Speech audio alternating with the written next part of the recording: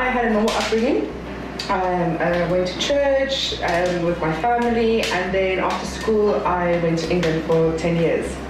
And when I got to England, my life sort of changed because I got involved with the wrong crowd. It's first time without mom and dad, so I just got involved in crazy things. And it was quite funny because even though I was in England and I was getting involved with the wrong things, God never forgot about me. Because I used to work at a restaurant, and when I walked to work, there were people giving out little leaflets and letting talk about God, and it was quite funny because you get quite crafty because okay, there they're standing, so which way can I touch these people?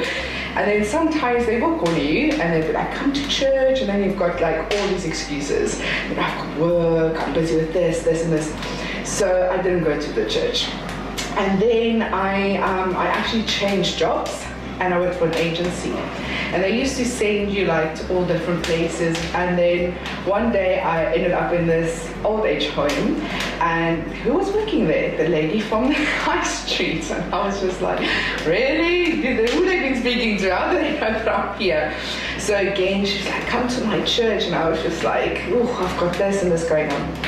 So then I actually met my husband in England, so we were going through a little bit of a tough time, and I saw a little leaflet on the street of this church, and I was just like, okay, God, I hear you. You can stop moaning, I'm coming, okay, I'm going. So then I went to the church, and I got really, really involved with this church, and it was awesome.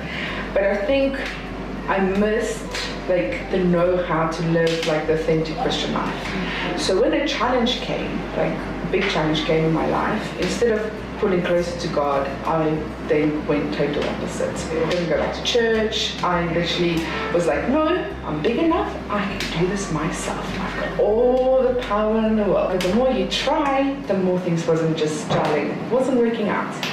So I was trying this and trying that, but still I was like, no. Stubborn, I think was the word. Yeah. So then I had life there, came back to South Africa because my family lived here. So my husband and I, we came back, we started our life, and then now it's time to look for a job.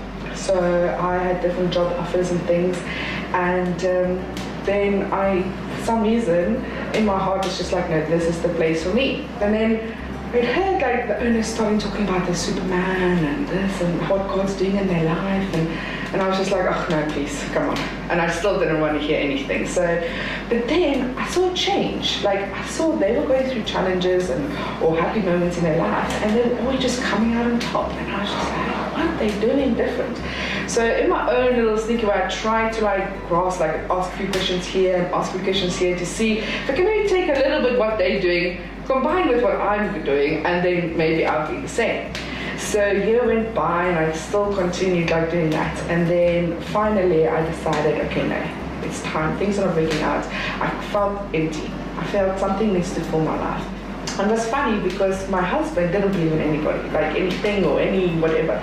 So I took a chance and I was like, come with me, because I really didn't want to go myself, So, and I was very surprised, and he said yes.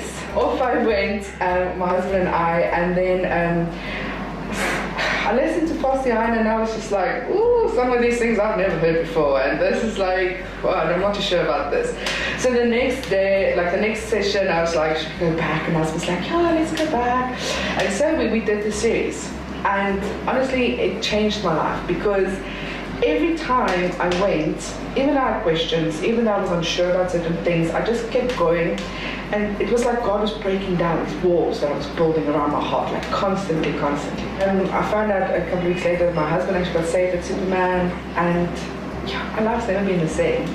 Doors were opening for us, I felt at peace. I feel like I can do anything. I wake up in the morning, I'm like, yes, bring it on, world, I can do anything. And it's just amazing how sometimes in the lives we tell ourselves that, you can't do this, you have done, but the Bible says, come as you are. So just come, I'll make that or ever. So I thank God every day for not giving up on me, because sometimes we think that He's left us, but He doesn't. He never leaves us. So I just thank God for that He stuck it out with me and through all these years. And I'm excited. I'm excited for my future. I'm excited what God's going to do and how He's going to use me.